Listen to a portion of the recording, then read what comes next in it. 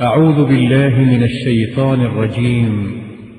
بسم الله الرحمن الرحيم. الحمد لله رب العالمين الرحمن الرحيم مالك يوم الدين إياك نعبد وإياك نستعين اهدنا الصراط المستقيم صراط الذين أنعمت عليهم غير المغضوب عليهم ولا الضالين.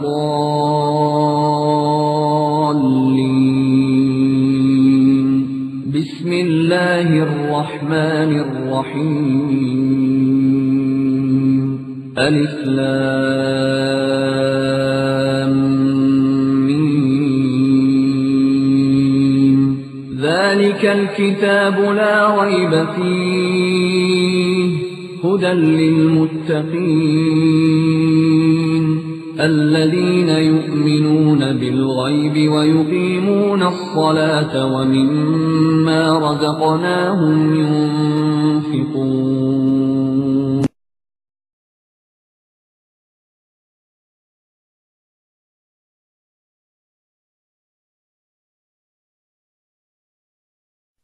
بسم الله الرحمن الرحيم.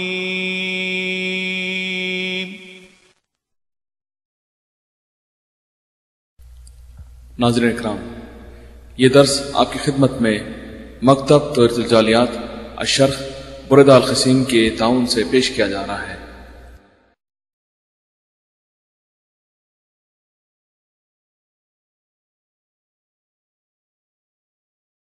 درس کا عنوان ہے رمضان کا استقبال۔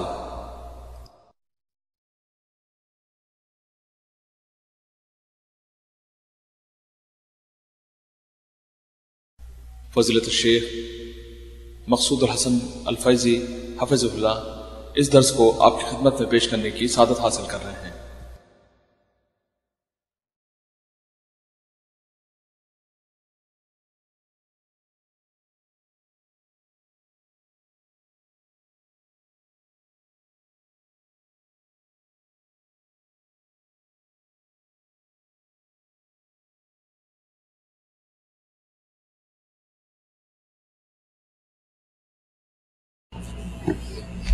بسم الله الرحمن الرحيم. الحمد لله رب العالمين الرحمن الرحيم مالك يوم الدين ونشهد أن لا إله إلا الله ونشهد أن سيدنا ومولانا محمدا عبده ورسوله أرسله إلى الناس كافة بشيرا ونذيرا. أما بعد فإن خير الحديث كتاب الله وخير الهدي هدي محمد صلى الله عليه وسلم وشر الأمور محدثاتها وكل محدثة بدعة وكل بدعة ضلالة وكل ضلالة في النار. أعوذ بالله السميع العليم من الشيطان الرجيم. بسم الله الرحمن الرحيم. شهر رمضان الذي أنزل فيه القرآن هدى للناس وبينات من الهدى والفرقان فمن شهد منكم الشهر فليصمه ومن كان مريضا أو على سفر فعدة من أيام أخر يريد الله بكم اليسر ولا يريد بكم العسر وَلِتُكْمِلُوا الْعِدَّةَ وَلِتُكَبِّرُوا اللَّهَ عَلَى مَا هَدَاكُمْ وَلَعَلَّكُمْ تَشْكُرُونَ. سبحانك لا علم لنا إلا ما علمتنا إنك أنت العليم الحكيم. رب اشرح لي صدري ويسر لي أمري واحلل عقدة من لساني يفقهوا قولي واحلل عقدة من لساني يفقهوا قولي. عزیز ساتھیوں اور دینی بھائیوں، آج شہر شعبان 1424 کی 21ویں تاریخ شروع ہو چکی ہے اور دیکھتے ہی دیکھتے ایک بار پھر رمضان جیسا مبارک مہینہ ہمارے اور آپ کے اوپر سایہ فگن ہونے والا ہے. یہ مہینہ بڑا ہی بابرکت، بڑا ہی باعظمت اور بہت ہی خوبیوں کا مالک ہے. اللہ تبارک و تعالی نے مہینوں کے اندر جو مقام اس مبارک مہینے کو دیا ہے کسی دوسرے مہینے کو نہیں دیا.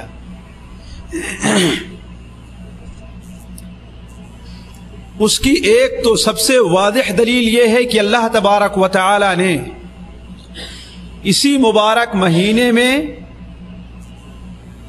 اپنی سب سے عظیم اور بہتر کتاب، اپنے سب سے بہتر نبی اور اپنے نزدیک سب سے محبوب امت کے اوپر نازل فرمایا ہے. اپنی سب سے بہتر کتاب یعنی قرآن مجید، اپنے سب سے بہتر نبی یعنی حضرت محمد مصطفیٰ صلی اللہ علیہ وسلم، اور اپنے سب سے بہتر امت یعنی امت محمدیہ صلی اللہ علیہ وسلم کی ہدایت کے لیے اس کتاب کو نازل فرمایا ہے. جیسا کہ اللہ تبارک و تعالی نے قرآن مجید میں ارشاد فرمایا، وہ آیت جو ہم نے ابھی آپ کے سامنے رکھی کہ شہر رمضان الذی انزل فیہ القرآن ھدی للناس وبینات من الھدی والفرقان. رمضان المبارک کا مہینہ وہ مبارک مہینہ ہے جس مبارک مہینے میں قرآن نازل کیا گیا، جو قرآن لوگوں کے لیے سراپا ہدایت ہے، والفرقان اور حق اور باطل کے اندر فرق کرنے والا ہے. جو چیز قرآن کے اندر اور قرآن کے مطابق ہے وہ حق ہے، اور جو چیز قرآن کے خلاف ہے وہ باطل ہے. تو اللہ تبارک و تعالی نے اس مبارک مہینے میں قرآن مجید جیسی کتاب نازل فرمائی. اس کا یہ مطلب ہے کہ اس مہینے کو اللہ تعالی نے جو قرآن کے نزول کے لیے انتخاب فرمایا ہے وہ اس مہینے کے بابرکت ہونے کے لیے کافی ہے. اسی طریقے سے یہ مہینہ اگر کوئی شخص اس کا حق ادا کر دیتا ہے، اور اللہ تبارک و تعالیٰ سے دعا ہے کہ ہر مسلمان کو توفیق بخشے کہ وہ اس کا حق ادا کرے. ہم بھی جو یہاں پر موجود ہیں، ہمارے وہ بھائی بھی جو یہاں پر موجود نہیں ہیں، وہ بھی اللہ ان کو بھی توفیق بخشے کہ اس مہینے کا حق ادا کریں. اب اگر کوئی شخص اس مہینے کا حق ادا کر دیتا ہے تو اللہ تبارک و تعالی اس کے سال بھر کے پچھلے سارے گناہوں کا کفارہ کر دیتا ہے. یہ معمولی چیز نہیں ہے، اس لیے کہ جس زندگی کے لیے ہم اور آپ کمائی کر رہے ہیں وہ کون سی زندگی ہے؟ آخرت کی زندگی. آخرت کی زندگی ہے. اس میں اگر ایک ذرہ برابر بھی نیکی کسی کی کم پڑ گئی تو اس کے لیے تباہی اور بربادی ہے. اور ایک ذرہ برابر نیکی بھی اگر کسی انسان کی برابر ہو گئی، بڑھ گئی، تو اس کے لیے ہمیشہ کے لیے کامیابی اور خوش نصیبی ہے. تو چاہے جائے کہ ہمارے اور آپ کے سال بھر کے سارے گناہ معاف کر دیے جائیں. یہ معمولی چیز نہیں ہے. مسلم شریف کے اندر ہے اللہ کے رسول صلی اللہ علیہ وسلم نے ارشاد فرمایا الصلوات الخمس والجمعۃ الی الجمعہ ورمضان الی رمضان مکفرات لما بینہن اذا اجتنبت الکبائر. ذرا میں چاہوں گا کہ ذرا توجہ سے اس حدیث کو سنیں. 5 وقتہ نمازیں، 5 وقتہ نمازیں، ایک جمعہ دوسرے جمعہ تک، ایک جمعہ دوسرے جمعہ تک، ایک رمضان دوسرے رمضان تک کے گناہوں کا کفارہ ہے. 5 وقتہ نمازیں اور ایک جمعہ دوسرے جمعہ تک اور ایک رمضان دوسرے رمضان تک کے گناہوں کا کفارہ ہے، بشرطے کہ اذا اجتنبت الکبائر، بندہ کبیرہ گناہوں سے، بڑے بڑے گناہوں سے بچتا رہے. بڑے بڑے گناہ جنہیں اللہ تبارک و تعالی نے جن کا ارتکاب بندوں پر حرام قرار دیا ہے اور اس کے ارتکاب پر عذاب کی دھمکی دی ہے، ان گناہوں سے اگر انسان بچتا رہے تو اللہ تبارک و تعالی ایک رمضان سے دوسرے رمضان کے گناہوں کا بندے کا کفارہ کر دیتا ہے. لیکن شرط ہے، ذرا غور کریں گے کیا شرط ہے؟ کہ بندہ بڑے بڑے گناہوں سے بچتا رہے، اور یہ بڑا اہم مسئلہ ہے، بڑے بڑے گناہوں سے بچنا. اسی لیے ضروری یہ ہے کہ ہم اور آپ یہ بھی سیکھیں کہ بڑے بڑے گناہ آخر ہیں تو کون. ابھی شاید پوچھنے لگے تو کتنے بھائی ہیں جو بڑے بڑے گناہ نو گنا دے گے ہمیں. مسئلہ ہو جائے گا. تو جب تک جانیں گے نہیں، جب تک انسان یہ نہیں جانے گا کہ یہ ٹشو پیپر جو ہے اس کے اندر خوشبو ہے کہ بدبو ہے، اس کا صحیح استعمال کر سکتا ہے. اسے ہم استعمال کریں گے تو ہمارے منہ اور ہمارے ماتھے کے پسینے کو صاف کرے گا یا کہ اسے اور بھی گندا کر دے گا. اس وقت تک استعمال کرے گا؟ نہیں استعمال کرے گا.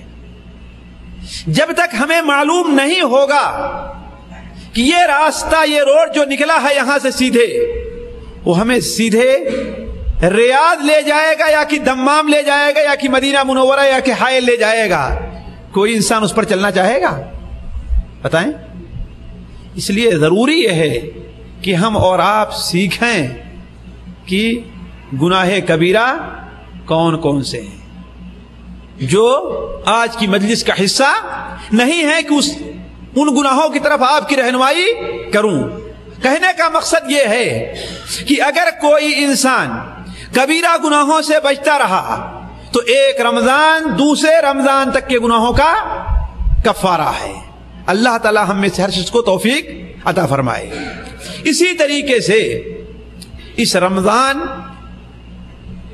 کے مبارک مہینے کی ایک فضیلت یہ بھی اللہ تبارک و تعالی نے رکھی ہے کہ اس مہینے کی آمد پر اللہ تبارک و تعالی جنت کے دروازوں کو بندوں کے لیے کھول دیتا ہے. آپ اچھی طریقے سے جانتے ہوں گے کہ کوئی بڑی دعوت کا انتظام آپ کریں، اپنے بیٹے کی اپنی بیٹی کی شادی کا آپ انتظام کریں، اور آپ کو معلوم ہو کہ بڑے معزز مہمان ہمارے یہاں آ رہے ہیں، تو آپ اپنے دروازہ کو بند رکھیں گے؟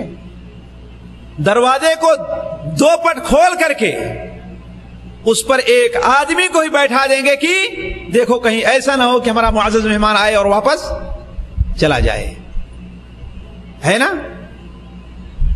اور اگر جو ہے کسی ایرے گیروں کو دعوت دینی ہے، چلو آئے گا تو گھنٹی بجائے گا، جا کر کھول دیں گے.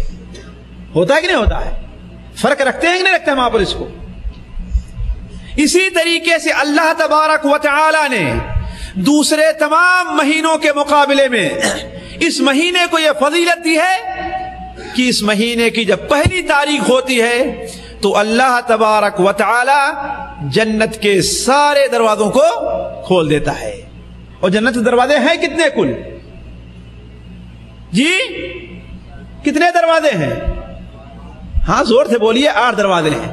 جنت کے 8 دروازے ہیں اور جہنم کے 7 ہیں. ایک ہے 7 ہیں. ہاں جہنم کے دروازے 7 ہیں اور جنت کے 8 ہیں. اس کی دلیل کیا ہے کہ جنت کے 8 دروازے ہیں؟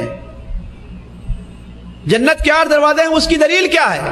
قرآن مجید میں کہیں ہے کہ جنت کے 8 دروازے ہیں؟ ہاں نہیں ہے. لیکن ایک حدیث سناؤں اور امید کروں گا کہ آپ لوگ اس کے اوپر عمل کریں گے.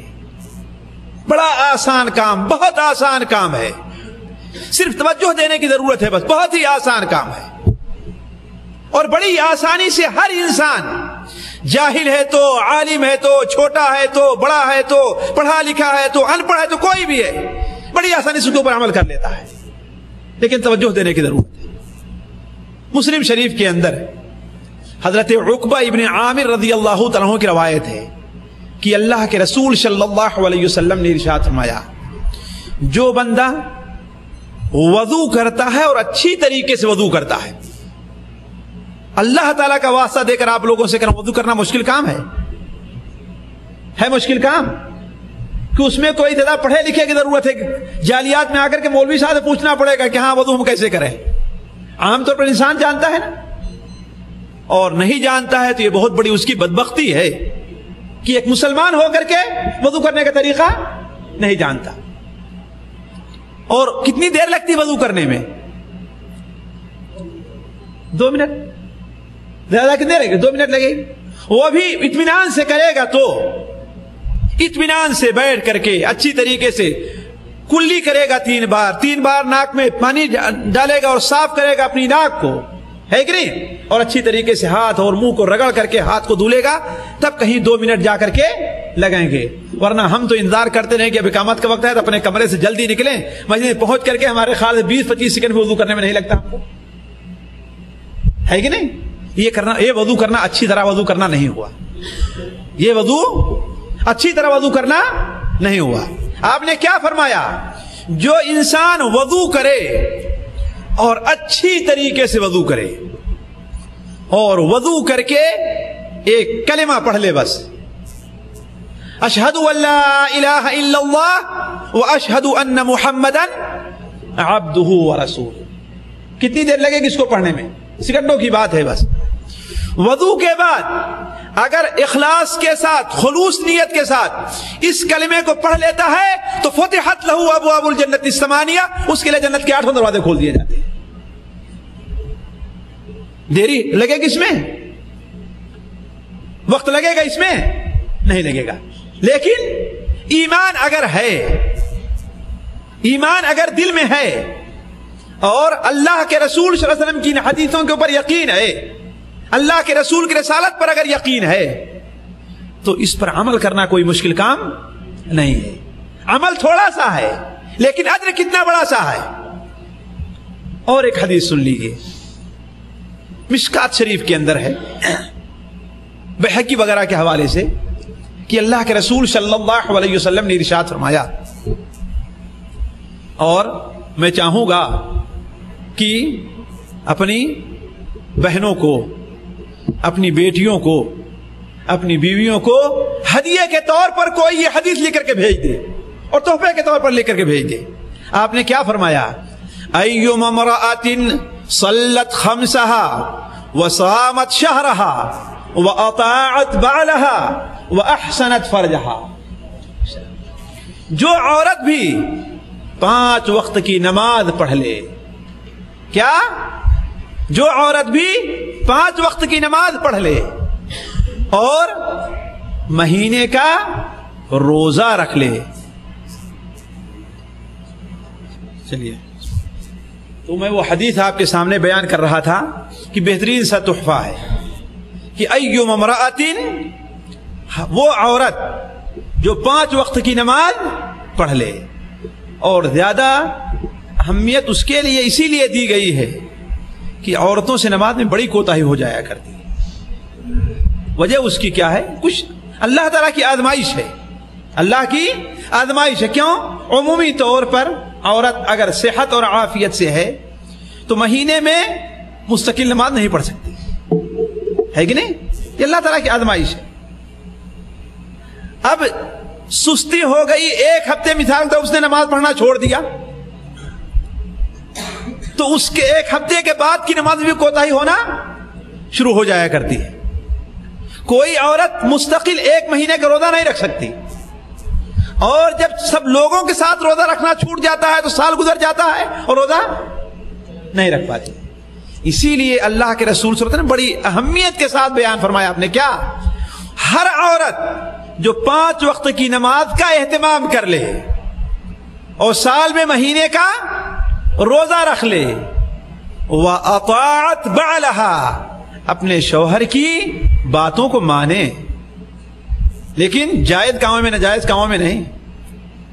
اگر شوہر کہتا ہے کہ کوئی ناجائز کام کرنے کے لیے، تب وہ بات ماننا جائز نہیں ہے۔ شوہر کی بات جائز کاموں میں مان لے۔ وَأَحْسَنَتْ فَرْجَهَا، اور اپنے شرمگاہ کی حفاظت کر لے، تو جنت کے جس دروازے سے چاہے داخل ہونا چاہے داخل ہو جائے۔ وہ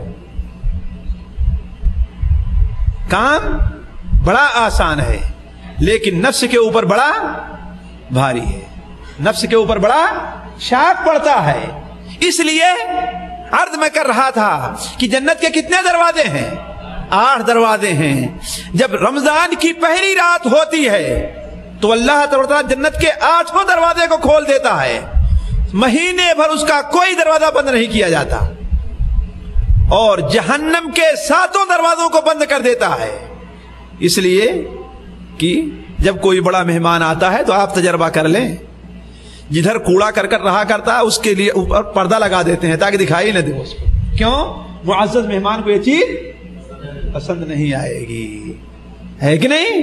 اسی لیے چونکہ رمضان اللہ تبارک و تعالیٰ کے نزدیک معزز ہے، اس لیے اللہ تبارک و تعالیٰ اس کی آمد پر جہنم کے دروازوں کو بند کر دیتا ہے، اور جب جہنم کے دروازے بند ہو جاتے ہیں تو آخر مہینے تک کوئی دروازہ نہیں کھولا جاتا۔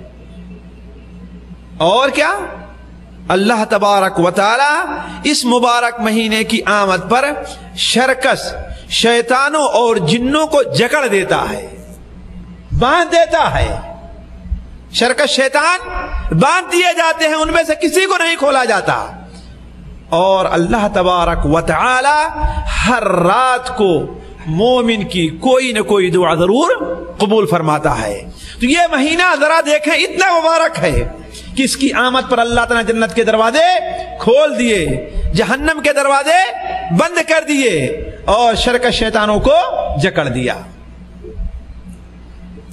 اسی طریقے سے اس مبارک مہینے کی ایک فضیلت یہ بھی ہے کہ اگر کوئی انسان اس مبارک مہینے کی فضیلت سے محروم رہ گیا تو وہ انسان بڑا ہی محروم ہے، اس سے بڑا محروم انسان کوئی نہیں مانا جاتا، بڑا محروم انسان ہے وہ۔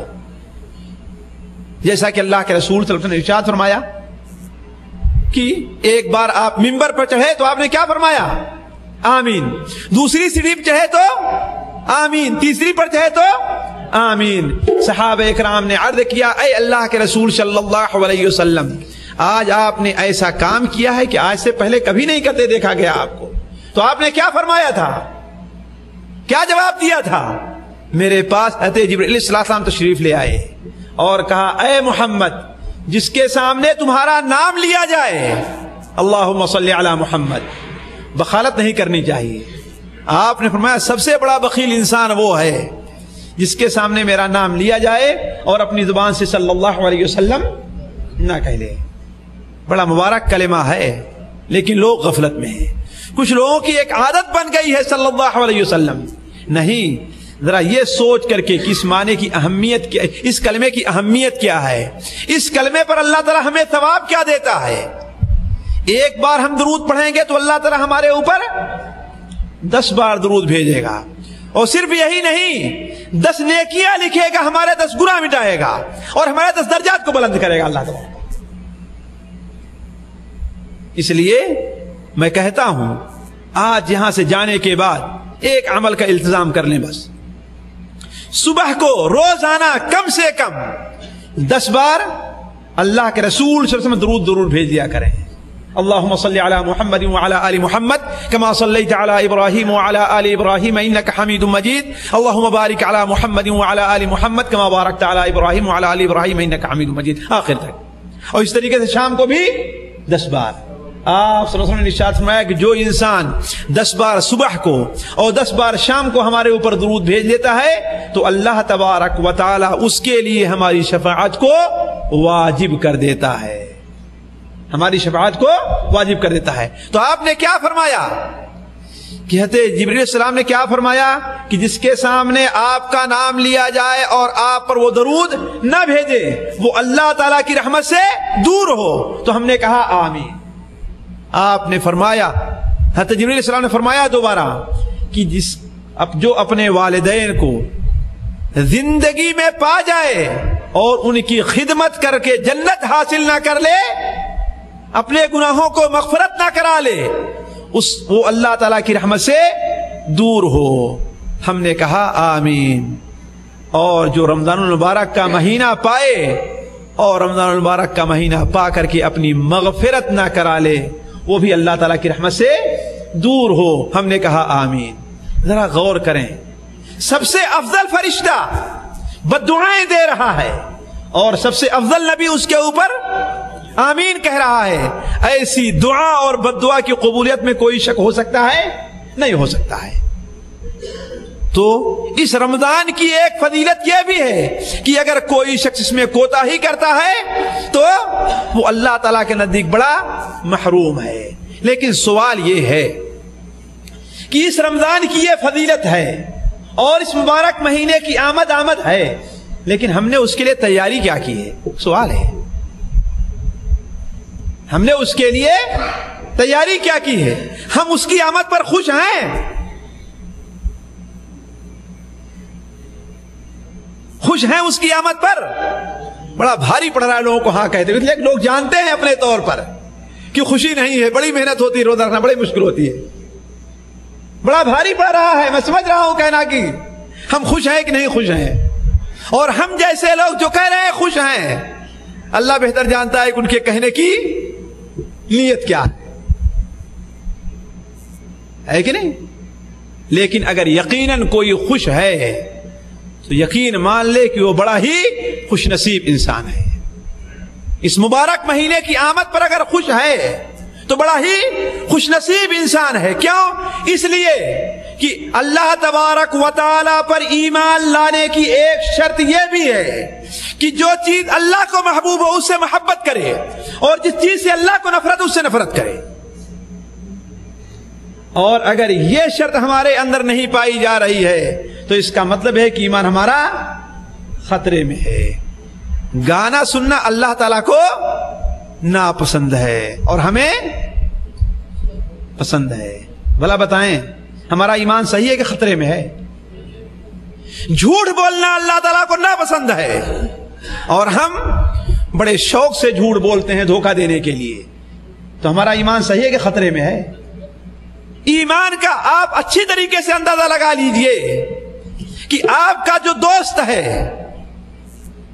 दोस्त का दोस्त भी आपका दोस्त बनता है, हत्ता कि अगर दोस्त के गांव से भी आप गुजरते हैं फिर भी वो गांव भी आपको अच्छा लगता है। क्यों?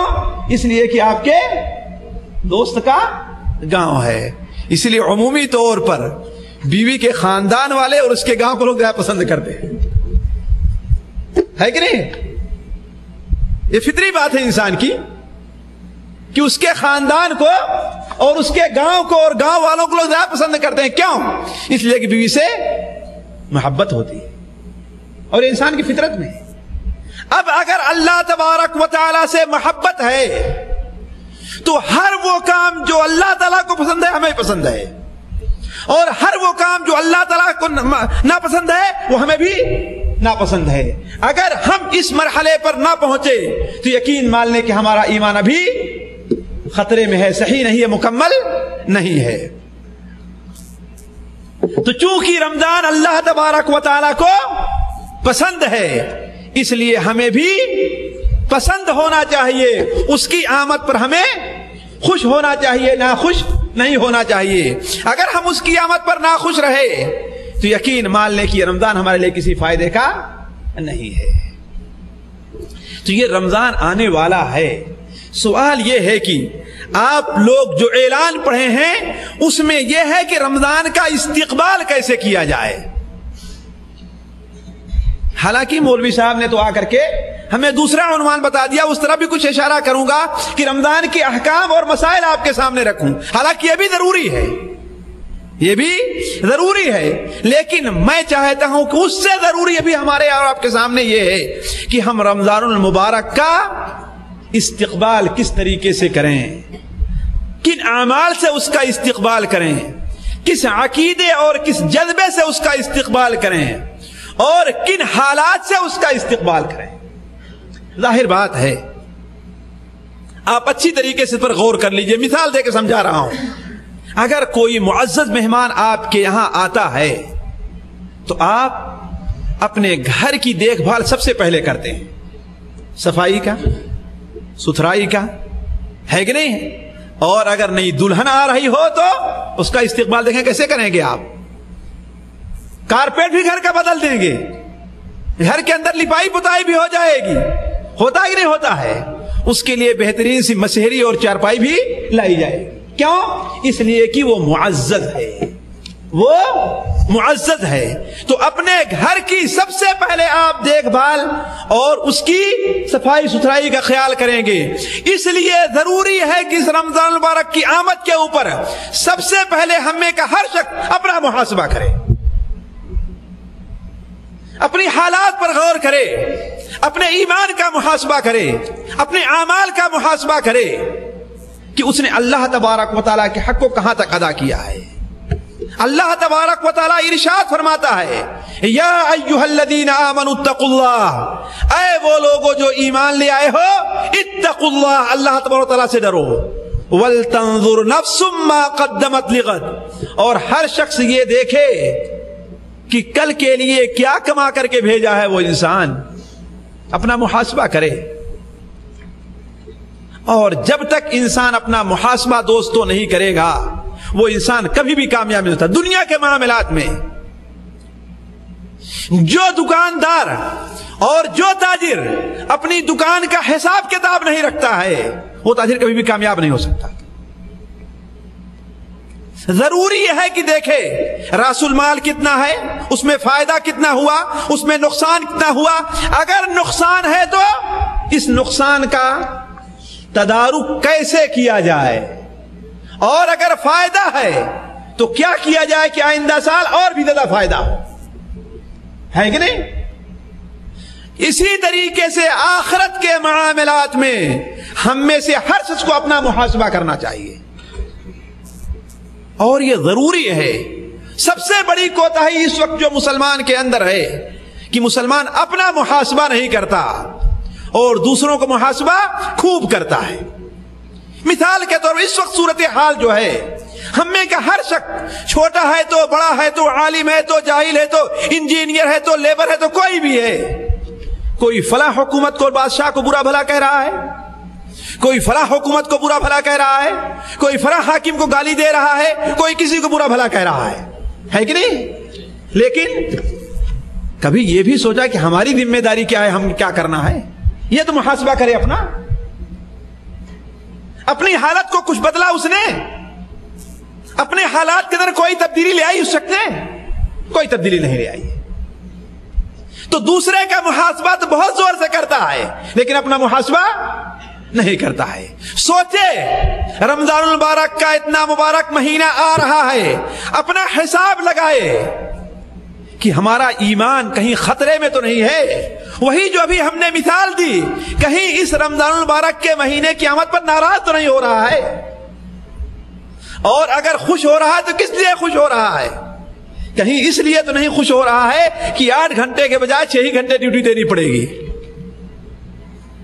کہیں تاجر اس لیے نہیں خوش ہو رہا ہے کہ ہماری تجارت اچھی چلے گی، بقالہ والا اچھے اچھے سامان لا کر کے لگا رہا ہے رمضان کی آمد پر، کپڑے والا اچھے اچھے کپڑے چن رہا ہے، بلکہ رمضان کی آمد سے پہلے چلو تخفیضات بھی لگا دیا ہے تاکہ پرانا مال جلدی ختم ہو، نیا مال لے کر کے آئے ہم۔ تو اگر خوش ہو رہا ہے تو اس کے خوش ہونے کی وجہ کیا ہے، اور اگر ناراض ہو رہا ہے تو اس کے ناراض ہونے کی وجہ کیا ہے، یہ محاسبہ ضروری ہے۔ دوستو، آپ میں سے جو لوگ بھی یہاں موجود ہیں اور جو بھی یہاں موجود نہیں ہیں، ان کے لیے یہ دعوت ہے، یہ پیغام ہے کہ ہم میں کا ہر شخص اپنا محاسبہ کرے، اپنے ایمان کا محاسبہ کرے کہ آیا اس مبارک مہینے کی آمد کے اوپر ہم خوش ہو رہے ہیں یا کہ ناراض ہو رہے ہیں، اور اگر خوش ہو رہے ہیں تو ہمارے خوش ہونے کی وجہ کیا ہے؟ آیا اللہ کے لیے ہماری یہ خوشی ہے یا کہ دنیا کے لیے ہماری یہ خوشی ہے؟ اگر دنیا کے لیے ہماری یہ خوشی ہے تو یہ مبارک مہینہ ہمارے کسی کام نہیں بلکہ وبال ہمارے اوپر بن کر کے آ رہا ہے۔ تو ضروری ہے کہ ہر شخص اپنا محاسبہ کرے۔ حضرت عمر فاروق رضی اللہ عنہ فرمایا، حاسبوا انفسکم قبل ان تحاسبوا، اے لوگو اپنا حساب پہلے کر لو قبل اس کے کہ اللہ تمہارا حساب لے۔ اور ظاہر بات جب اللہ میاں حساب لے گا، نعوذ باللہ من ذالک، ہم میں سے ہر شخص کو اللہ تعالیٰ سخت حساب سے بچائے۔ اللہ کا حساب بہت سخت ہے، اللہ کے حساب کتاب کوئی انسان نہیں لا سکتا، نہ تو کوئی نبی لا سکتا ہے، نہ کوئی ولی لا سکتا ہے۔ اسی وجہ سے آپ لوگوں نے بار بار پڑھا ہوگا اور بار بار سنا ہوگا، جب قیامت کے دن ساری کی ساری امت، مومن ہے تو کافر ہے تو انسان ہے تو جنات ہے تو حیوان ہے تو سارے کے سارے ایک میدان میں اکٹھا ہوں گے اور باری طرح لوگوں کو فیصلہ کرنے کے لیے نہیں حاضر ہوگا۔ سورج 1 میل کی اونچائی پر اپنی گرمی برسا رہا ہوگا اور پسینے کا یہ عالم ہوگا کہ بسا اوقات بعض آدمی اپنے پسینے کے اندر ڈوبا ہوگا اور کسی کا پسینہ اس کے پیچھے 70 گز تک پڑا ہوا ہوگا، اتنا پسینہ ہوگا۔ اس میدان میں لوگ بھاگیں گے کہ کسی سے سفارش کروائی جائے، تو کس کے پاس جائیں گے سب سے پہلے؟ حضرت آدم علیہ السلام کے بعد۔ لیکن حضرت آدم علیہ السلام کیا کہیں گے؟ یہ کام میرے بس کا نہیں ہے۔ اپنے حساب کا خوف ہوگا کہ کہیں اللہ تعالیٰ میرا حساب نہ لینے لگ جائے، ہے کہ نہیں ہے؟ اسی لیے کہیں گے کہ اللہ نے مجھے منع فرمایا تھا کہ اس درخت سے تم نہ کھانا، اور ہم نے وہ درخت کھا لیا تھا۔ اگر اللہ میاں کہنے لگے کہ اے آدم پہلے اپنا حساب چکاؤ، تو دوسرے کی سفارش کرنا، تو اس کا کیا جواب ہے کہ نہیں؟ تو وہ وقت آنے سے پہلے اس دنیا کے اندر ہر انسان اپنا حساب کر لے۔ اور ایک بہترین سا نقطہ آپ کے سامنے رکھو، بہترین سا نقطہ رکھو۔ انسان ہر شخص جانتا ہے کہ اللہ اس سے محبت کرے گی، کوئی نہیں جانتا، جانتا ہے نا؟ ہر انسان کی یہ خواہش ہے کہ اللہ اس سے محبت کرے، یا یہ تو بڑی اونچی بات ہے، ہر انسان کی خواہش ہوتی ہے کہ اس کا باپ اسے زیادہ چاہے، ہوتی ہے کہ نہیں ہوتی ہے؟ لیکن اس سے پہلے یہ حساب لگانا چاہیے کہ ہم باپ کو کتنا چاہتے ہیں، ہم باپ کی خدمت کتنی کر رہے ہیں، ہم باپ کے نزدیک کتنے محبوب ہیں، اس کے بعد اس کا بدلہ باپ میں دے گا۔ اللہ کے رسول صلی اللہ علیہ وسلم نے ارشاد فرمایا، علامہ البانی اس حدیث کو صحیح قرار دیتے ہیں کہ اگر کوئی شخص یہ دیکھنا چاہتا ہے کہ اللہ کے نزدیک اس کا کیا مقام ہے، اللہ کے نزدیک اس کا کیا مقام ہے، تو سب سے پہلے یہ دیکھے کہ اس نے اللہ کو کیا مقام دیا ہے۔ اسی لیے ذرا دیکھیں، دنیا کا سب سے افضل انسان اللہ کے رسول صلی اللہ علیہ وسلم، اس میں کسی کو شبہ ہے؟ لیکن شبہ نہیں ہے۔ اور قرآن مجید میں اللہ تعالیٰ نے آپ کی ایک ایسی خوبی بیان فرمائی ہے، آپ کی ایک ایسی فضیلت بیان فرمائی ہے جو کسی نبی کی فضیلت نہیں بیان فرمائی اللہ تعالیٰ نے۔ وہ کیا ہے کہ اللہ تعالیٰ نے آپ کے اگلے اور پچھلے ساری کمزوریوں اور کوتاہیوں کو معاف فرما دیا ہے، کسی بات پر آپ کا مواخذہ نہیں ہوگا۔ اسی لیے جب حشر کے میدان میں لوگ پہنچتے پہنچتے حضرت عیسیٰ علیہ السلام کے پاس جائیں گے تو حضرت عیسیٰ علیہ السلام کیا فرمائیں گے؟ جاؤ محمد کے پاس، اللہم صلی علی محمد۔ کیوں؟ اس لیے کہ ان کی وہ ذات ہے جن کے اگلے پچھلے سارے گناہوں کو اللہ تعالیٰ نے معاف فرما دیا ہے نا؟ لیکن آپ صلی اللہ علیہ وسلم نے اللہ کو کیا مقام دیا تھا یہ بھی تو دیکھیں نا۔ آپ کو جو یہ مقام حاصل ہوا ہے صرف اس لیے نہیں کہ آپ عبداللہ کے بیٹے اور ہاشم کے پوتے تھے، عبد المطلب پوتے، یہ نہیں ہے۔ وجہ اس کی یہ ہے کہ اللہ کے رسول صلی اللہ علیہ وسلم نے اللہ تعالیٰ کی ذمہ داری کا حق بھی ادا فرمایا ہے، اور حق ادا فرمانے کے باوجود آپ کی زندگی کا آخری لمحہ تھا تو آپ کیا فرما رہے تھے؟ اللہم اغفر لی والحقنی بالرفیق الاعلی، اے اللہ تعالیٰ مجھے معاف فرما دے اور مجھے رفیق اعلیٰ سے جا کر کے ملا دے۔ حضرت عائشہ رضی اللہ عنہ نے ایک بار سوال کیا، مسلم شریف کے اندر روایت ہے، اے اللہ کے رسول صلی اللہ علیہ وسلم، آپ اتنی دیر تک نماز میں کھڑے رہتے ہیں تہجد کے لیے کہ آپ کے پاؤں میں سوجن آ جایا کرتی ہے، آج تو ہم سے فرض بھی نہیں پڑھی جاتی، 5 وقت کی نماز ہے بس۔ دوستو ذرا سوچیں کتنی وقت کی نماز فرض ہے؟ 5 وقت کی، اور کتنی رکعت فرض ہے؟ گننا پڑے گا، 17 رکعت۔ بول فرض کتنی رکعت ہے؟ 17 رکعت ہے۔ 17 رکعت پڑھنے میں کتنی دیر لگے گی؟ ایک رکعت کو 1 منٹ لے لیجئے، آپ 1.5 منٹ لے لیجئے، 2 منٹ لے لیجئے، کتنی دیر لگے گی؟ چلیے 30 منٹ، آدھا گھنٹہ لگے، اور 24 گھنٹے میں آپ آدھا گھنٹے کا وقت اللہ کے لیے نہیں نکال سکتے؟ اس سے بڑی بدبختی اور کون ہوگی؟ لیکن آپ لوگوں سے سوال ہے کہ بتائیے کتنے فیصد لوگ ہیں جو نماز پڑھتے ہیں؟ کتنے فیصد لوگ ہیں 5 وقت کی نماز بڑے اہتمام سے پڑھ لیا کرتے ہیں؟ یہاں ہمارا حال تو یہ ہے، سوچنے کا مقام، واللہ غور کرنے کا مقام، اپنا محاسبہ کریں ہم قبل اس کے کہ ہمارا حساب اللہ تعالیٰ لینا شروع کرے، فرشتے ہمارا حساب لیں، ہم خود اپنا حساب کرنے پہلے۔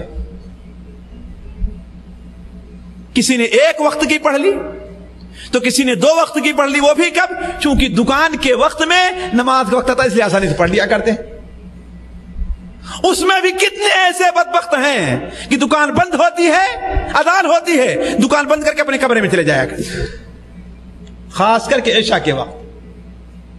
ہوتا ہی نہیں ہوتا ہے، یہ کتنی بڑی بدبختی ہے، جبکہ اللہ کے رسول صلی اللہ علیہ وسلم رات کے اندر وقت، رات میں تہجد کے لیے جب کھڑے ہوتے تھے تو اتنا لمبا قیام فرماتے تھے کہ آپ کے پار کے اندر سوجن آ جایا کرتے تھے۔ حضرت عائشہ نے کیا فرمایا؟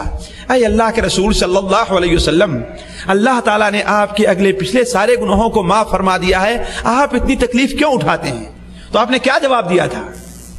اے عائشہ، کیا میں اللہ تعالیٰ کا شکر گزار بندہ نہ بنوں؟ اللہ کا شکر گزار بندہ نہ بنوں؟ ذرا آپ غور کریں، ایک بڑا مالدار شخص ہو، بڑا ہی مالدار شخص ہو، وہ آپ کے کوئی بہت بڑے کام آ جائے، آپ کے پاس گھر نہیں، اس نے گھر بنوا کے دے دیا آپ کو، تو آپ کا کیا حق بنتا ہے کہ اس کا کم سے کم شکریہ تو ادا کریں؟ بلکہ واللہ اگر آپ عقل مند ہیں، اگر شیطان کا تسلط آپ کے اوپر نہیں ہے، تو آپ کے دل میں یہ خواہش اور جذبہ رہے گا کہ وہ کون سا وقت آئے کہ وہ اس کے بھی کسی کام آ جاؤں، اور آپ کو خوشی ہوگی، ہے کہ نہیں ہے؟ چاہے آپ کو مہینہ 2 مہینہ 3 مہینے ساری تنخواہ اس کے لیے قربان کر دینی پڑے۔ کیوں؟ اس لیے کہ اس نے دنیا میں صرف ایک گھر بنا کر کے آپ کو دے دیا، جو دنیا کا ہر انسان بنا سکتا ہے، لیکن اللہ نے آپ کو کتنی چیزیں عطا فرمائی ہیں کہ اگر ایک آنکھ آپ کی خراب ہو جائے، دنیا کی کوئی طاقت آپ کی آنکھ بنا کے نہیں دے سکتی۔ اس کا شکریہ ادا کیا ہم نے؟ تو جو انسان یہ دیکھنا چاہتا ہے کہ اللہ کا مقام اس کے اللہ کے نزدیک اس کا کیا مقام ہے، تو سب سے پہلے یہ دیکھے کہ اس نے اللہ تعالیٰ کو کیا مقام دیا ہے، اللہ کے احکام کی کیسی پابندی کی ہے۔ تو عرض کرنے کا مقصد کہ سب سے پہلے حساب لیا جائے، اپنے ایمان کا محاسبہ کیا جائے، اپنی نماز کا محاسبہ کیا جائے، اپنی زکوٰۃ کا محاسبہ کیا جائے. اور عمومی طور پر زکوٰۃ کے بارے میں، بلکہ میں شیخ سے کہوں گا کہ تفصیل سے یہ چیز آپ لوگوں کے سامنے رکھیں. زکوٰۃ کے معاملے عمومی طور پر لوگ کوتاہ ہیں، حتیٰ کہ یہاں تک احساس نہیں ہوتا کہ زکوٰۃ ہمارے اوپر واجب ہے کہ نہیں واجب ہے. میں جانتا ہوں کہ عمومی طور پر لوگوں کے گھروں کے اندر اتنا زیور رہا کرتا ہے کہ اس کے اوپر زکوٰۃ واجب ہے. عمومی طور پر یہ رہا کرتا ہے. 7.5 تولہ سونا اور 52.5 تولہ چاندی. 7.5 تولہ سونا کیا ہے؟ صرف 80-85 گرام ہے بس، یہ اور زیادہ ہے. کم سے کم سعودیہ میں رہنے والے اپنی بیوی کو اتنا سونا بنوا ہی دیتے ہیں. یہ الگ معاملہ ہے جو اپنا بینک بیلنس کیے ہوئے ہیں. کتنے لوگ ہیں جو سوچتے ہیں کہ ہاں اس کی ہم زکوٰۃ ادا کریں گے؟ کتنے لوگ ہیں؟ جبکہ زکوٰۃ اسلام کے رکن میں سے ایک رکن ہے. اگر وہ نہ ادا کی گئی تو اس کا مطلب ہے کہ اسلام کے ایک رکن کو اس نے چھوڑ دیا ہے. تو میں عرض کر رہا تھا کہ سب سے پہلی چیز یہ ہے کہ انسان اپنا محاسبہ کرے، اپنے ایمان کا محاسبہ کرے، اپنی نماز کا محاسبہ کرے، اپنی زکوٰۃ کا محاسبہ کرے. اگر اس میں کوتاہی ہو رہی ہے تو اس رمضان المبارک کے مہینے کی آمد پر ان تمام کوتاہیوں کو دور کرے. اور اسی کے ساتھ ساتھ وہ کرتا کیا ہے اپنا اس کا بھی محاسبہ کرے. کہیں فلمیں تو نہیں دیکھتا، کہیں جھوٹ تو نہیں بولتا، کہیں کفیل کی چوری تو نہیں کرتا، کہیں غیبت اور چگلی تو نہیں کرتا. بہت سے گناہ ہیں کبائر جس کے اندر انسان پڑا ہوا ہے. محاسبہ کرے کہ اتنا مبارک مہینہ آ رہا ہے، کہیں ہم ان لوگوں میں نہ ہو جائیں جو کبائر کا ارتکاب کرتے ہیں اور اس کا نتیجہ کیا نکلے گا؟ اللہ تعالی ہماری مغفرت نہیں فرمائے گا. تو اپنا محاسبہ کر کے کبائر سے توبہ کرے. تو پہلی یہ چیز ہے جس کا استقبال رمضان سے پہلے کرنا چاہیے. وہ کیا چیز ہے؟ کہ ہر انسان اپنا محاسبہ کرے. اور یہاں سے جا کر کے ایک میری بات سن لے کہ ہر انسان جب یہاں سے جائے تو سونے سے پہلے سوچے کہ کیا ہم نے اپنا محاسبہ کیا؟ کیا ہم اس لائق ہیں کہ ہمارا انتقال ہو جائے تو ہم اس حالت میں اللہ تعالیٰ کے نزدیک حاضر ہو سکتے ہیں؟ یہ کیا ہے؟ محاسبہ کرے اور سوچے ہمارے ایمان کے اندر کیا کوتاہی ہے، ہماری نماز میں کیا کمیاں رہ گئی ہیں، ہمارے روزے میں، ہمارے حج میں، ہماری زکوٰۃ میں کیا کمیاں رہ گئی ہیں، ہم نے اسے پورا کیا؟ اور اگر نماز بھی پڑھ لی ہے اور زکوٰۃ بھی دے لی ہے، ایمان کا ہی محاسبہ کر لیا ہے، تو کہیں ہم سے بڑے بڑے کبائر گناہ کا ارتکاب تو نہیں ہو رہا ہے؟ ایک چیز. دوسری چیز یہ ہے کہ اس کے بعد ہم میں سے ہر شخص کے دل کے اندر ایک جذبہ ہونا چاہیے، یہ خواہش ہونی چاہیے کہ ہم عمل کے میدان میں اس رمضان المبارک میں اتریں گے. اس رمضان المبارک میں جو عمل کرنے کے ہیں، نیک عمل ہیں، وہ عمل ہم بڑے ہی اہتمام کے ساتھ ادا کریں گے. اگر یہ جذبہ ہمارا نہیں ہوا تو اس کا مطلب یہ ہے کہ پھر بھی ہم خطرے میں ہیں. اب سوال یہ ہے کہ اس مبارک مہینے کے وہ اعمال کیا ہیں جس کے استقبال کے وقت اس کا ہم اہتمام کریں؟ سب سے پہلی بات تو یہ ہے، اس مبارک مہینے کا سب سے اہم عمل کون سا ہے؟ روزہ ہے. سب سے اہم عمل کیا ہے؟ روزہ ہے. روزہ کس کو کہتے ہیں؟ روزہ عربی لفظ کا ترجمہ صوم سے لیا گیا ہے. اور صوم کے معنی کیا ہوتا ہے؟ صوم کے معنی ہے رک جانا، خاموش رہنا. کسی بھی کام سے رک جانے کو صوم کہا جاتا ہے. تو روزہ کس کو کہتے ہیں؟ کہ صبح سے شام تک انسان کھانے پینے اور شہوت سے رک جائے، یہی روزہ ہے. یا یہ کہیے کہ ہر وہ چیز جو روزے کی حالت میں ممنوع ہے اس سے صبح سے شام تک رکے رہنے کا نام کیا ہے؟ روزہ ہے نا؟ یہی تو روزہ ہے نا. صبح سے شام تک لے کر کے ہر ایسے کام سے جسے اللہ تعالیٰ روزے کی حالت میں منع کیا ہے اس سے رک جائیں. مثال کے طور پر کھانا ہے, پانی ہے اور بیوی کے ساتھ تعلقات ہیں, ان تمام چیزوں سے رک جانے کا نام کیا ہے؟ روزہ ہے. روزہ کس پر فرض ہے؟ تھوڑے سے احکام بھی آ جائیں کیونکہ مولانا نے اعلان کر دیا ہے احکام کا. روزہ کس مسلمان پر فرض ہے؟ جی ہر مسلمان عاقل بالغ مقیم کے اوپر روزہ فرض ہے بشرطے کہ روزہ سے روکنے والی کوئی چیز اس کے اندر نہ پائی جاتی.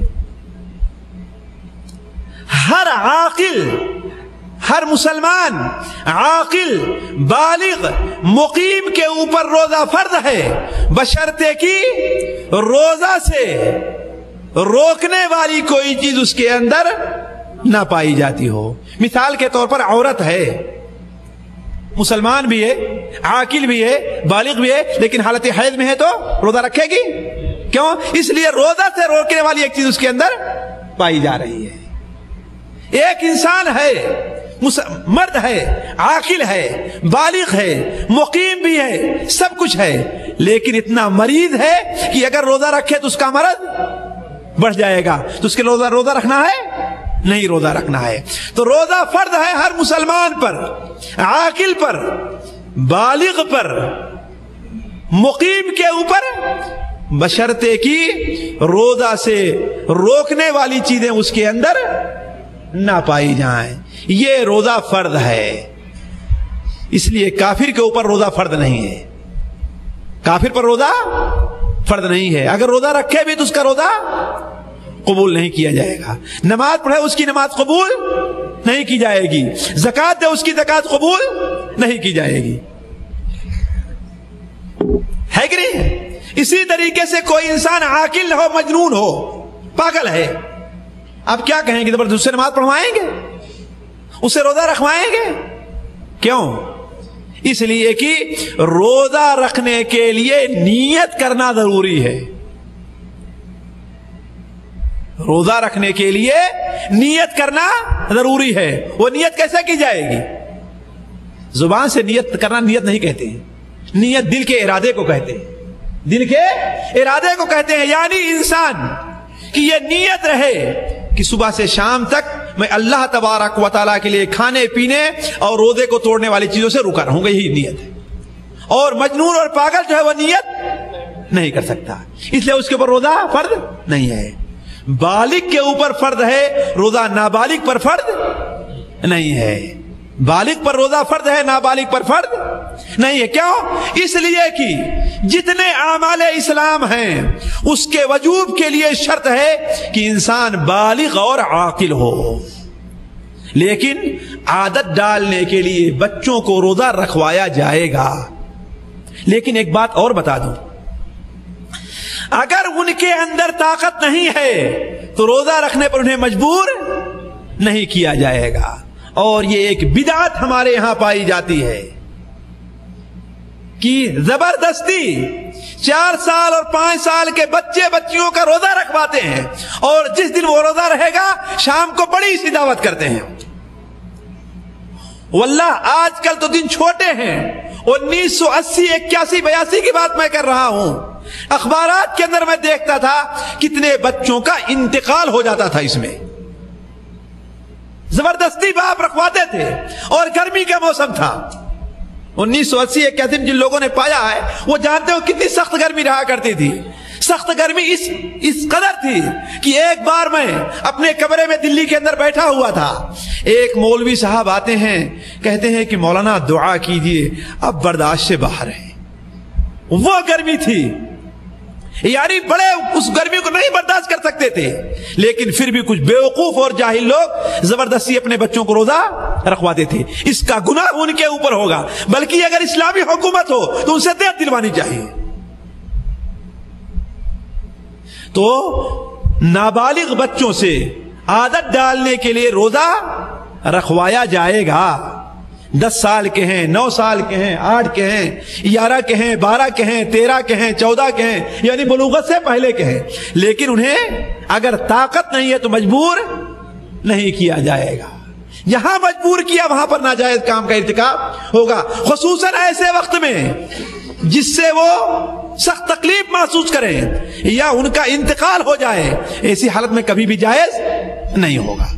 تو روزہ مسلمان پر، عاقل پر، بالغ پر، مقیم پر روزہ فرض ہے، مسافر پر روزہ فرض نہیں ہے. لیکن اگر سفر میں روزہ رکھنے کی طاقت رکھتا ہے، روزہ رکھنے کی طاقت رکھتا ہے، تو آج کل میں کہوں گا روزہ رکھ لینا بہتر ہے. اب آپ کہیں گے کیوں؟ آپ اپنی طرف سے فتویٰ دے رہے ہیں. کیوں؟ اس لیے کہ عمومی طور پر لوگوں کو دیکھا گیا ہے کہ ایک وقت دن کا روزہ چھوٹ جاتا ہے تو سال بھر روزہ قضا کرنے کی توفیق نہیں ملتی ہے کہ نہیں؟ اس لیے میں کہتا ہوں کہ بغیر کسی تکلیف کے، اگر معمولی سی تکلیف اٹھا کر کے بھی کوئی آدمی سفر میں روزہ رکھ لے تو عام لوگوں کے لیے بہتر ہے.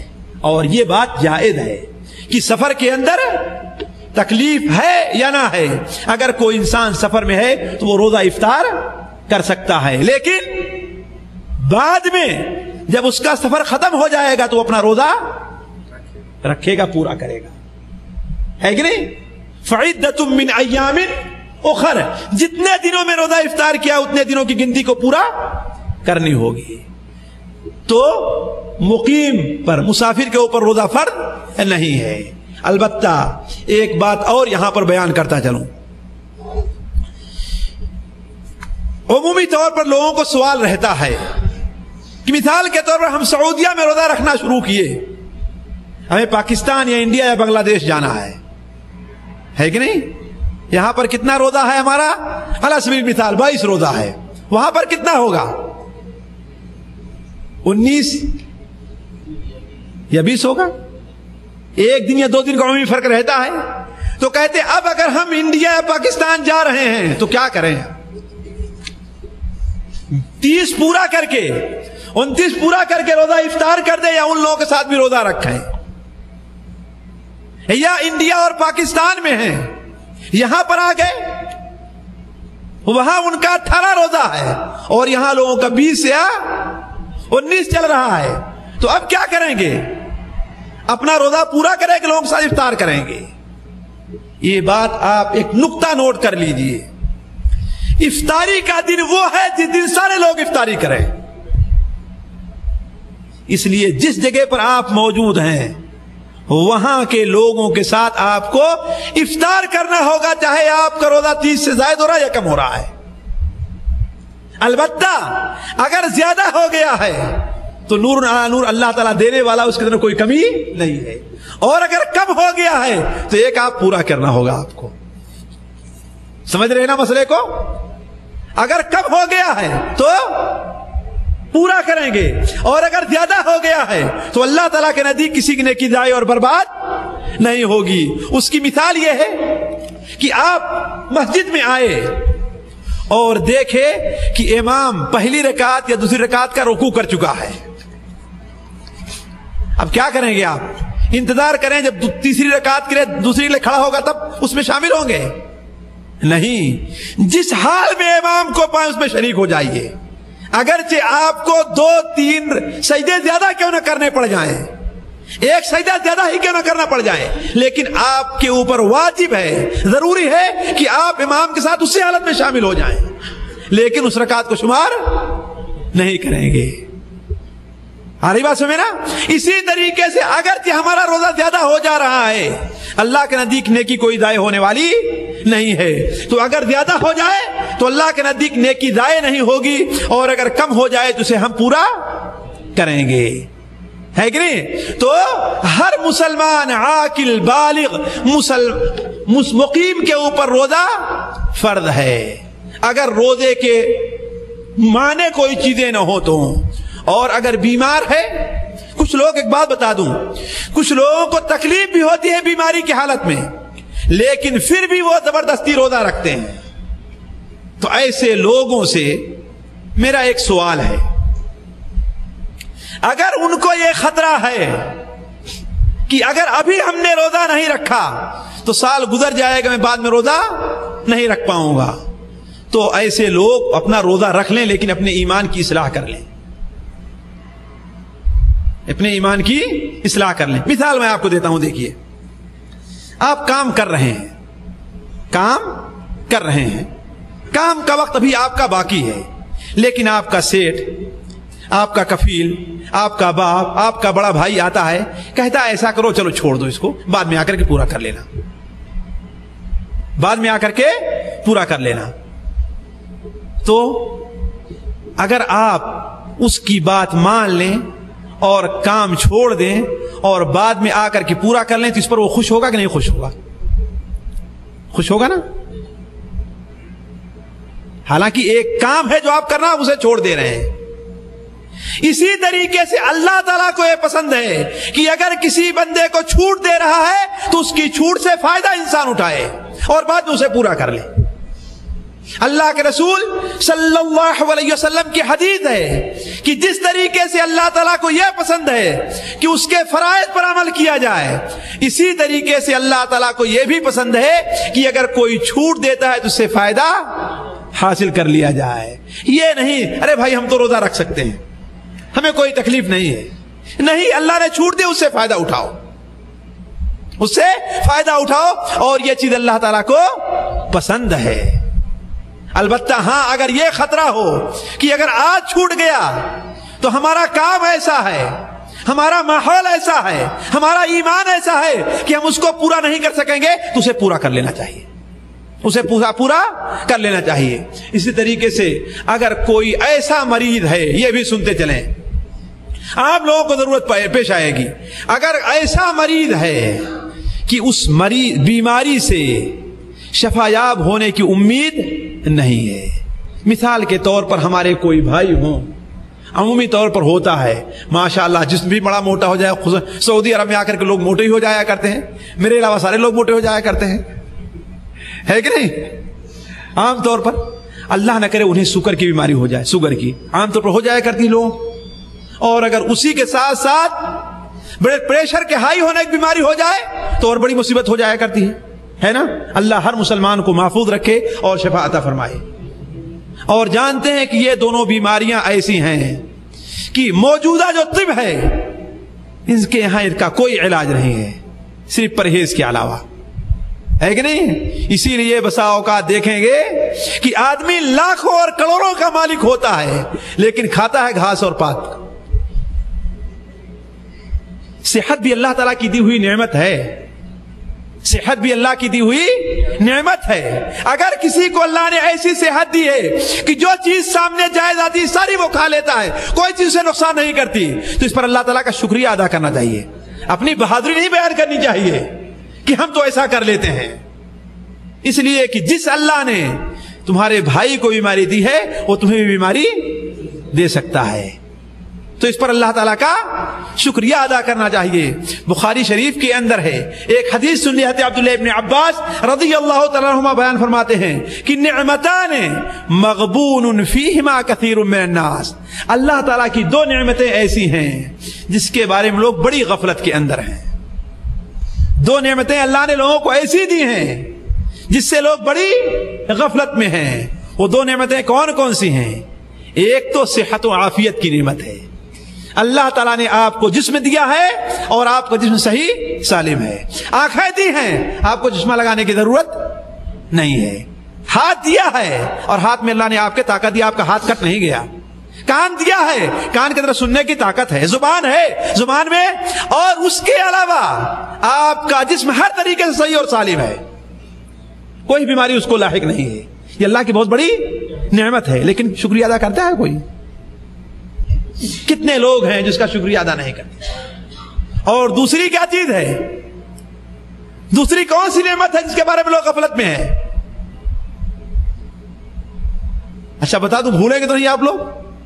اگر بھولیں تو نہیں بتاتا میں، پھر بھولیں گے تو نہیں؟ دوسری چیز ہے کہ فراغ اور فرصت۔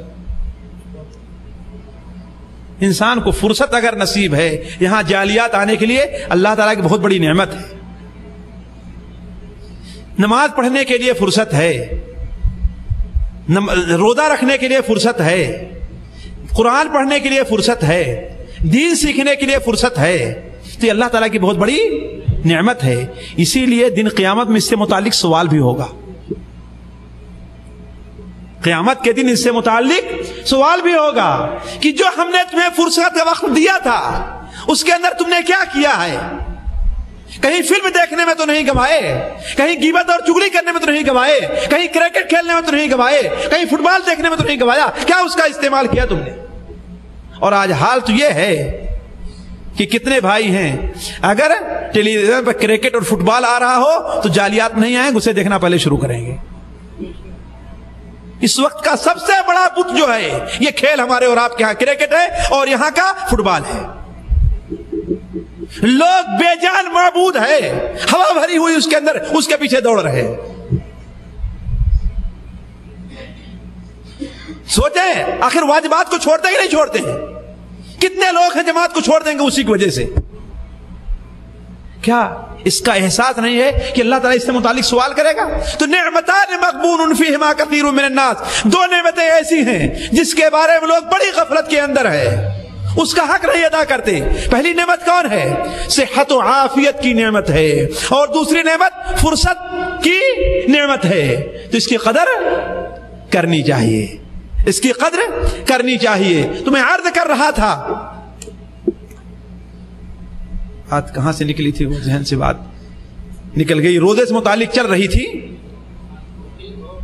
ہاں مقیم ہے نہیں، بیمار آدمی مریض، تو ہم نے کہا جس کو اللہ صحت دیتا ہے یہ اس کی بہت بڑی نعمت ہے. ہاں اگر کوئی ایسا مریض ہے، ایسا مرض اسے لاحق ہو گیا کہ اب اس سے شفا یاب ہونے کی امید نہیں ہے. مثال کے طور پر اللہ تعالی ہم میں سے ہر کو طاقت عطا فرمائے. یہ سخت گرمی کا جو روزہ ہوتا ہے بڑا مشکل پڑتا ہے انسان کے اوپر، خاص طور پر اگر وہ انسان شوگر وغیرہ کا مریض ہے تو اس کے لیے بڑا. اور ظاہر بات ہے لگاتار روزے آتے جاتے رہے. اب اگر وہ ایسا مریض ہے کہ ان دنوں میں افطار کر دے اور بعد میں ایک ایک کر کے دو کر کے سال میں پورا کر لے گا تو اسے روزہ افطار کر کے اس کی قضا کر لینی چاہیے.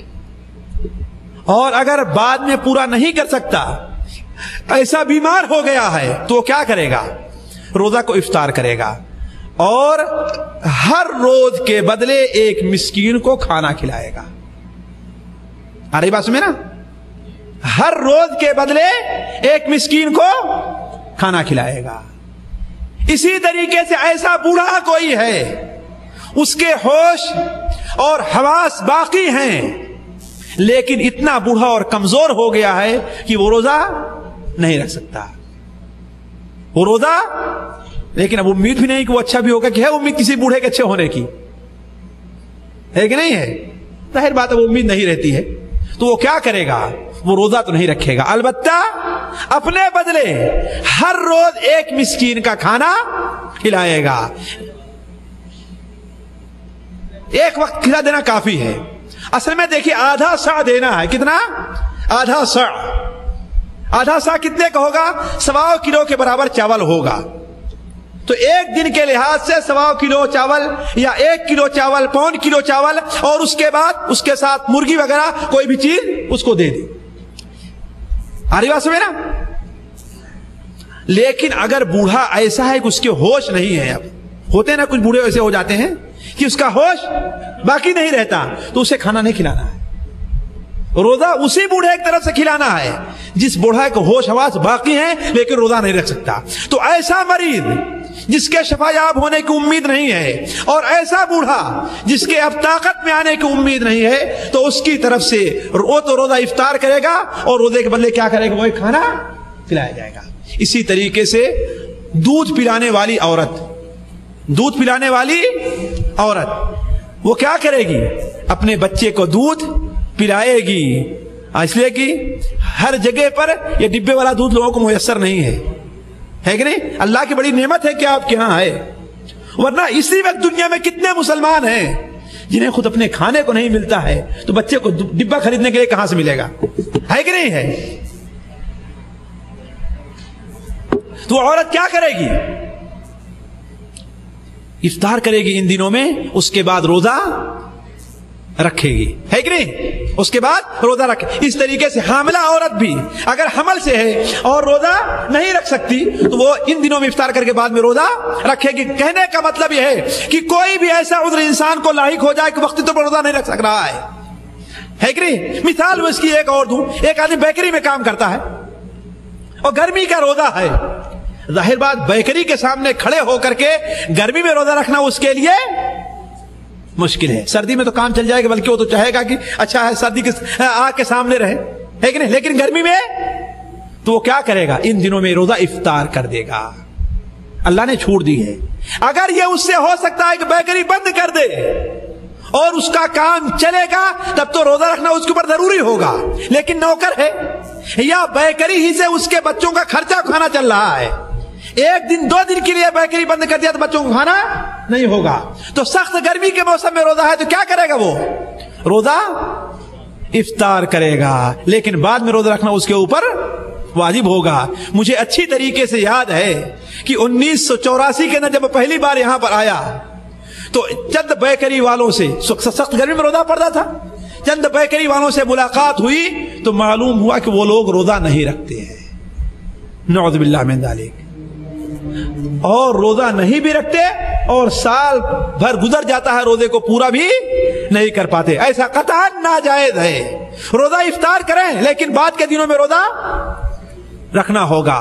ہاں اگر کوئی ایسا کمزور آدمی ہے جو بیکری کے سامنے اسے برابر کام کرنا ہے، سردی میں بھی روزہ نہیں رکھ پائے گا، وہ اس کے اور اللہ کے بیچ کا معاملہ ہے. ہم اس کے اوپر حکم نہیں لگائیں گے، اس کے اور اللہ کے بیچ کا معاملہ ہے. اگر کوئی ایسا کام ہے کہ اسے سال بھر کام کرنا ہے، چھٹی نہیں لے سکتا وہ، اس لیے کہ بیوی بچوں کا خرچہ چلانا ہے، تو اس کا حکم کیا ہوگا؟ اسی بوڑھے اور مریض کا ہوگا. لیکن اس پر عمل کرنے سے پہلے غور کر لے کہ کیا 1 مہینے کی چھٹی وہ لے سکتا ہے کہ نہیں لے سکتا ہے. اگر لے سکتا ہے تو 1 مہینے کی چھٹی لے کر کے روزہ قضا کرے گا، پھر اس کے بعد کام پر اپنے جائے گا. علی کل حال بات دوسری طرف نکل گئی کہ اس مبارک مہینے کے اندر کون کون سے کام زیادہ اہم ہیں. دیکھیے اسی طریقے سے اس مبارک مہینے کے اندر روزے کے ساتھ ساتھ ایک اور بڑا اہم کام ہے. وہ کون سا کام ہے؟ تراویح پڑھنے کا ہے، جس سے متعلق اللہ کے رسول صلی اللہ علیہ وسلم نے ارشاد فرمایا. بخاری اور مسلم کے اندر روایت ہے ابو ہریرہ کی ہے کہ جس نے رمضان المبارک کا قیام کیا اللہ تعالیٰ اس کے سارے پچھلے گناہوں کو معاف کر دے گا. لیکن یہاں پر رک کر کے یہ بات بھی سن لیں، شرط یہ ہے کہ پورے رمضان تراویح پڑھے. یہ نہیں کہ شروع رمضان میں 1 دن 2 دن 3 دن تو بڑا جذبہ رہتا ہے ہمیں اور آپ کو، ہے کہ نہیں ہے، لیکن اس کے بعد مسجد سے لوگ کم ہونا شروع ہو جایا کرتے ہیں، ہوتا ہے نا. تو گویا کہ اس اللہ کے بندے نے اللہ کے لیے تراویح نہیں پڑھی. ایک عادت سی بنی ہوئی ہے کہ رمضان آیا، لوگوں کو دیکھ کر کے خوشی حاصل ہوئی، جا کر کے 2 دن 3 دن 4 دن پڑھے اور ختم ہو گیا معاملہ. نہیں، پورے رمضان تراویح پڑھنا ہے. دوستو صرف 1 مہینے کی بات ہے، 29 دن یا 30 دن کی، زیادہ نہیں. کتنا؟ 29 دن یا 30 دن کی. میں نہیں سمجھتا کسی کے اوپر 30 دن 8 رکعت تراویح پڑھنا اور 1 رکعت یا 3 رکعت تو پڑھنا بھاری ہوگا. کہ بھاری ہے؟ کوئی انسان سوچ لے تو. ایک چیز. دوسری چیز، ہمارے کچھ بھائی یہ بھی کرتے ہیں 2 رکعت 4 رکعت تو امام ساتھ پڑھیں گے، اس کے بعد پیچھے چلے جائیں گے. اور یہاں اچھی طریقے سے بہانہ نکل جاتا ہے، کفیل کہتا ہے دکان کھولا کرو فوراً. میں نہیں کہتا بہانہ ہے، ٹھیک ہے، لیکن ٹھیک ہے دکان بند کر دینے کے بعد آپ پڑھ لیا کرو. تراویح کے لیے یہ ضروری نہیں جماعت سے پڑھا جائے، بلکہ تراویح اگر کوئی انسان اور اکیلے میں پڑھتا ہے تو یہ اس کے لیے زیادہ ثواب کا باعث ہے. تو اگر ایسا کام ہے کہ امام کے ساتھ جماعت سے نہیں پڑھ سکتے تو ٹھیک ہے، آپ جائیں دکان بند کر کے. میں نہیں سمجھتا